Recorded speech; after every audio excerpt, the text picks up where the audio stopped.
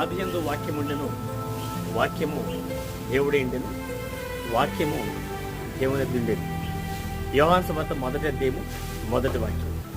వాక్యము దేవుడు, వాక్యమే దేవుని ఎత్తున్నది, వాక్యమే ప్రారంభమున్నది.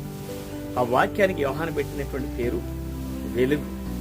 ఆ వెలుగు దేవుడైనప్పుడు ఆ వెలుగు వాక్యము, ఆ వాక్యమే వెలుగుగా ఈ లోకానికి దిగి వచ్చింది. ఆ వెలుగు వచ్చి మనల్ని వెలిగించింది.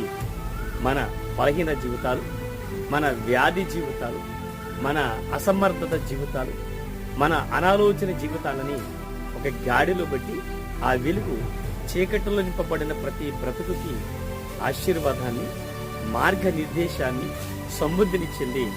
ఆ వెలుగే దేవుని వాక్యము, దేవుని యొక్క మాట.